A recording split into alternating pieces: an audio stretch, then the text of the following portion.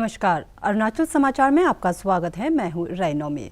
आइए बुलेटिन में सबसे पहले देखते हैं मुख्य समाचार।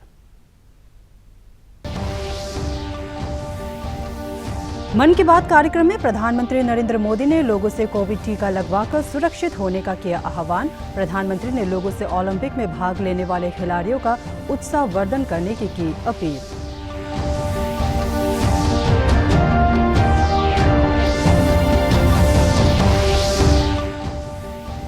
शी ओमी जिले के मेचुका सब डिवीजन के यारग्या बचू रिवर के पास से मिला दुर्लभ प्रजाति का रेड पांडा। वन विभाग के अधिकारियों ने रेड पांडा को संरक्षित क्षेत्र में छोड़ा। विधानसभा अध्यक्ष पासांग दोरजी सोना ने वन विभाग के कदम की सराहना।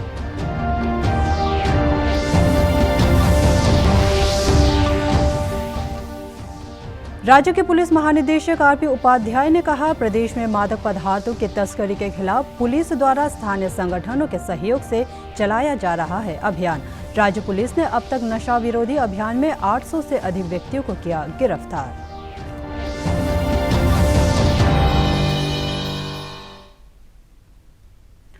प्रधानमंत्री नरेंद्र मोदी ने कहा है कि प्रत्येक नागरिक तक वैक्सीन की सुरक्षा पहुंचाने के प्रयास जारी रहने चाहिए। आज आकाशवाणी से मन की बात कार्यक्रम में श्री मोदी ने कहा कि देश में कई जगहों पर कोविड वैक्सीन के प्रति हिचकिचाहट खत्म करने के लिए कई संगठन मिलकर अच्छा काम कर रहे हैं। प्रधानमंत्री ने कहा कि महामारी के दौरान गाँव वालों और वनवासियों ने जिस तरह अपनी क्षमताओं और सूझबूझ का परिचय दिया, वो एक दिन दुनिया भर में केस स्टडी का विषय बन जाएगा। उन्होंने कहा कि गांव के लोगों ने क्वारंटीन सेंटर बनाए और स्थानीय जरूरतों को देखते हुए कोविड प्रोटोकॉल तैयार किए। गांव के लोगों ने यह सुनिश्चित किया कि कोई भी भूखा न रहे। प्रधानमंत्री ने कहा कि टीकाकरण अभियान में भी इसी तरह के समर्पण का पालन किया जाना चाहिए। उन्होंने कहा कि गांव के हर व्यक्ति को टीका लगाना हर गांव का लक्ष्य होना चाहिए।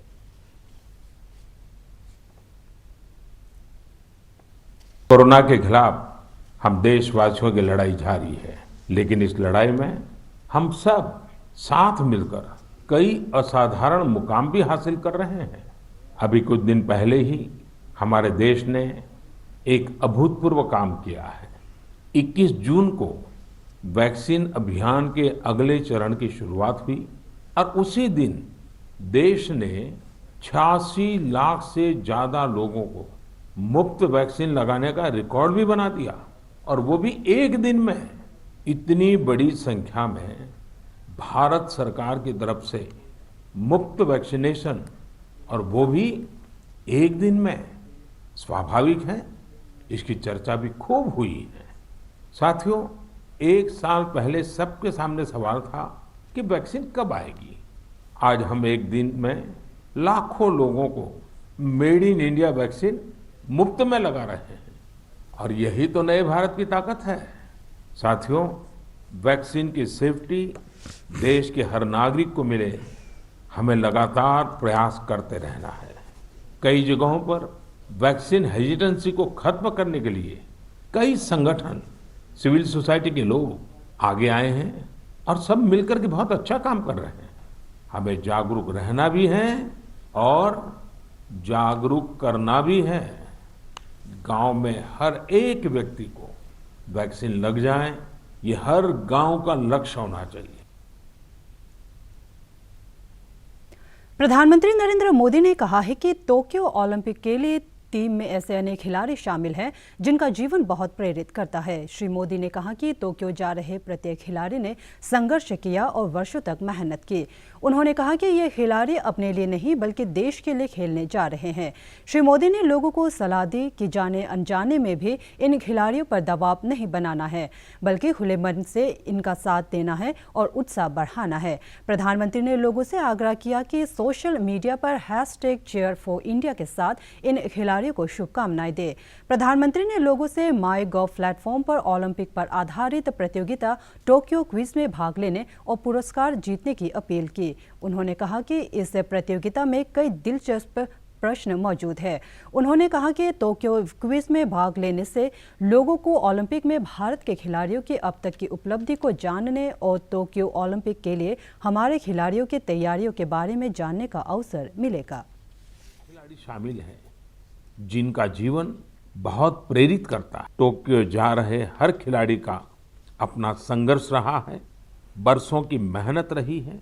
वो सिर्फ अपने लिए ही नहीं जा रहे, बल्कि देश के लिए जा रहे हैं।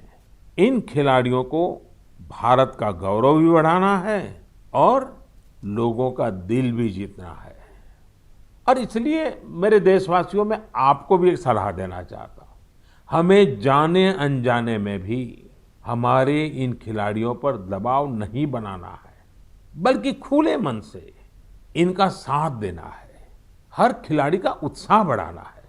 सोशल मीडिया पर आप हैशटैग चीयर फॉर इंडिया के साथ अपने इन खिलाड़ियों को शुभकामनाएं दे सकते हैं। आप कुछ और भी इनोवेटिव करना चाहें तो वो भी जरूर करें। अगर आपको कोई ऐसा आइडिया आता है जो हमारे खिलाड़ियों के लिए देश को मिलकर करना चाहिए, तो वो आप मुझे जरूर भेजिएगा। हम सब मिलकर टोक्यो जाने वाले अपने खिलाड़ियों को सपोर्ट करेंगे। Cheer for India, cheer for India, cheer for India. देश में कोविड के सक्रिय और नए मामले तेजी से घट रहे हैं। केंद्रीय स्वास्थ्य और परिवार कल्याण मंत्रालय ने कहा है कि देश में पिछले 24 घंटों में कोविड के 50,040 नए मामले दर्ज किए गए और 57,944 रोगी स्वस्थ हुए। इस दौरान देश में कोविड से कुल 1,258 लोगों की मौत हो गई। मंत्रालय के अनुसार इस समय देश में कोविड के कुल 5,86,403 सक्रिय मामले हैं।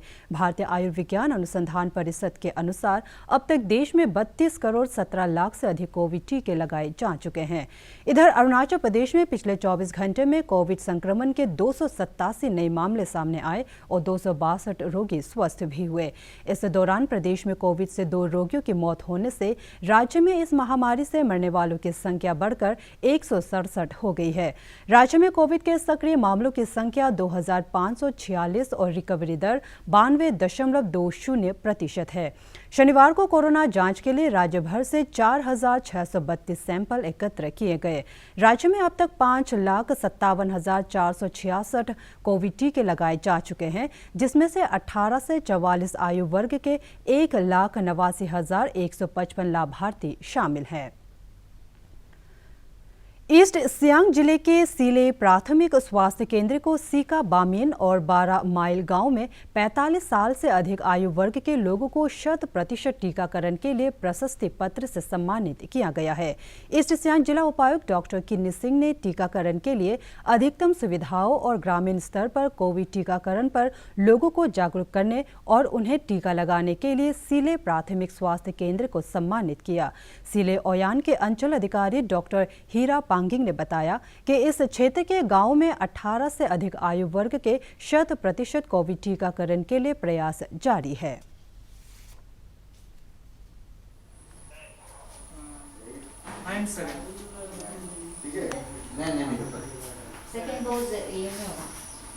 यहाँ पे तो जैसे टीका अभियान 21 जून को स्टार्ट हुआ है। ये है कि इन्फॉर्मेशन तो हम लोग दे देते हैं, जितने भी विलेजेस है वहाँ के जो ये आशास है और PRI मेंबर्स है, तो उन लोगों को हम लोग इन्फॉर्मेशन दे देते हैं 1-2 दिन पहले। तो उस तरह से हम लोग के PHC सेंटर में भी सेशन चलता है। 2 टीम रखते हैं हम लोग, एक यहाँ सेंटर में चलता है और एक जो टीम है वो आउटरीच के लिए जाते हैं। लाइक एवरी डे हिसाब से तो हम लोग not less than 300 doses, like almost 400 doses हम लोग टारगेट रखते हैं। तो इस तरह से एवरीडे 21 से हम लोग करते आए हैं।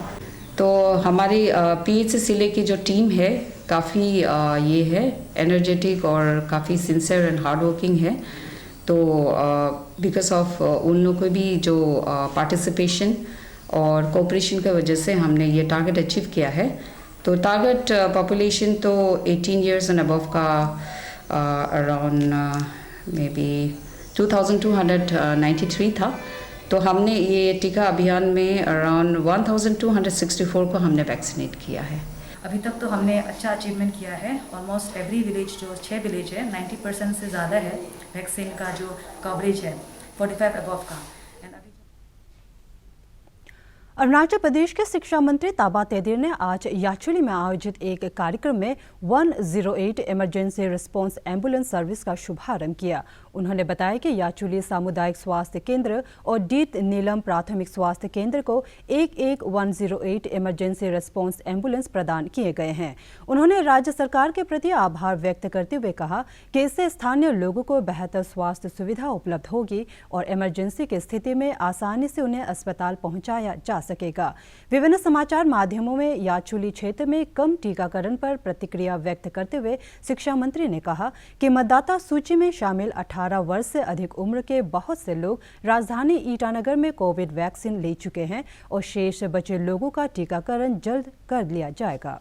दौर हमारा आशा वर्कर ने और हमारा एडमिशन ऑफिसर लोगों ने, हमारी मेडिकल टीम ने हर घर घर में जाके वैक्सीनेशन कर रहे हैं। हमारे बहुत हमारे 80 to 90% हमारे वैक्सीनेशन हो गया है। अभी हम 10% हमारा रखा है। बीते दिनों रक्षा मंत्री राजनाथ सिंह द्वारा किमिन पोटिन सड़क सहित अरुणाचल प्रदेश के कई अन्य सड़कों के उद्घाटन समारोह के दौरान पापुमपारे जिले के तहत आने वाले किमिन को कथित तौर पर असम के बिलगढ़ के रूप में पेश किए जाने पर सीमा सड़क संगठन बीआरओ ने खेद प्रकट किया है। बीआरओ के एडिशनल डायरेक्टर जनरल पीके सिंह ने शनिवार को एक संवाददाता सम्मेलन आयोजित कर बीआरओ का पक्ष रखा और कहा कि किमिन विवाद को लेकर वो क्षमा प्रार्थी है। जो कुछ हुआ वो दुर्भाग्यपूर्ण था। Let me tell you one more thing. I was NEC advisor for 5 years, from 2012 to 2017, and I was the one who started the NERSTS scheme, and it was not named as NERSTS. It was at that time known as orphan roads. It was those roads which connected the two states, but were not looked after by any state. Actually, I'll tell you, we were just she Yomi जिले के Mechuka sub division के यारग्याप river के पास से हाल ही में एक red panda मिला है। आधिकारिक सूत्र के अनुसार मेचुका टाउन के टोनी मोसिंग और ताकर कोतिंग मोसू ने दुर्लभ प्रजाति के रेड पांडा को नदी के पास घूमते हुए पाया। उन्होंने इसे पकड़कर शनिवार को जिले के वरिष्ठ अधिकारियों की मौजूदगी में वन विभाग के अधिकारियों को सौंप दिया। वन विभाग के अधिकारियों ने रेड पांडा को संरक्षित क्षेत्र में छोड़ दिया है। विधानसभा अध्यक्ष और स्थानीय विधायक पीडी सोना ने स्थानीय लोगों और वन विभाग के अधिकारियों के वन्य जीव संरक्षण की दिशा में किए गए इस प्रयास की सराहना की है। उन्होंने कहा कि वन्य जीव का संरक्षण करने वाले व्यक्ति को नगद पुरस्कार मिलने से अन्य लोगों को भी इसके लिए प्रोत्साहन मिलेगा।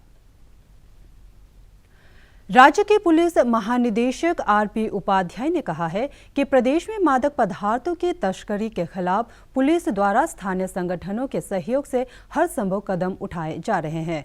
पासीघाट में शनिवार को नशीले पदार्थों के दुरुपयोग और तस्करी के खिलाफ अंतर्राष्ट्रीय दिवस के अवसर पर वीमेन अगेंस्ट सोशल इविल्स द्वारा आयोजित कार्यक्रम को संबोधित करते हुए श्री उपाध्याय ने कहा कि मादक पदार्थों की तस्करी के कई मामलों में पुलिस कर्मियों के खिलाफ कार्रवाई की गई है और नशीले पदार्थों का सेवन करने वाले कर्मियों को नशा मुक्ति केंद्र में पुनर्वास का अवसर दिया जा रहा है।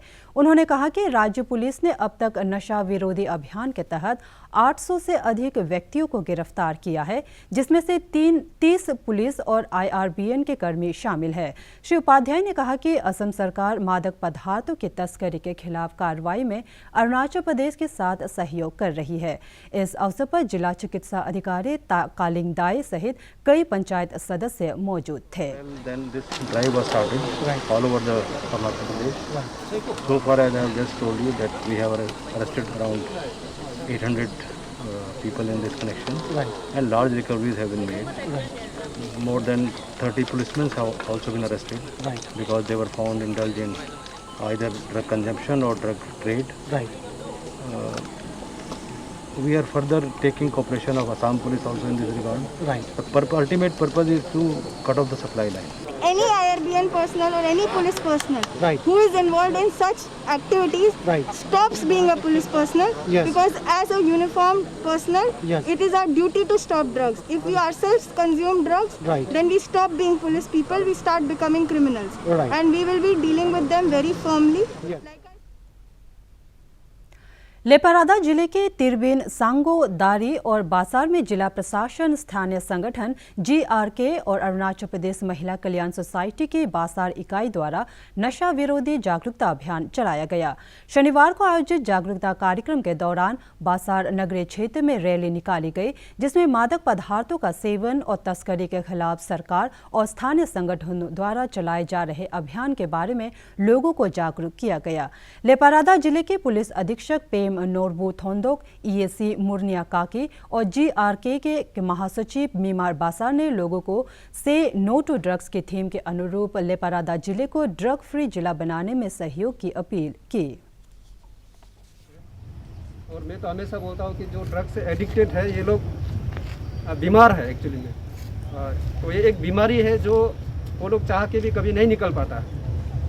तो आप लोग जो अभी वुमेन वेलफेयर से भी आया हुआ है, आपका जो यहाँ का NGO GRK भी आया हुआ है, हमारा एडमिनिस्ट्रेशन साथ में है, तो ये सबको हम लोग सब मिल के इसको एक साथ ये मैसेज पहुँचाना है कि सबसे पहले तो ड्रग्स एडिक्शन।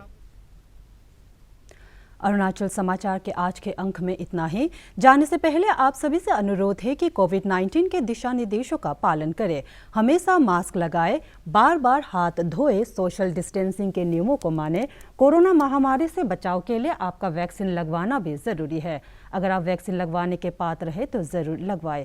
हम कल फिर हाजिर होंगे अरुणाचल और देश दुनिया की खबरों के साथ। चलते चलते आपको बता दें कि आप अरुणाचल समाचार हमारे YouTube channel DD news Arunachal पर भी देख सकते हैं। देखते रहिए अरुण प्रभा। नमस्कार।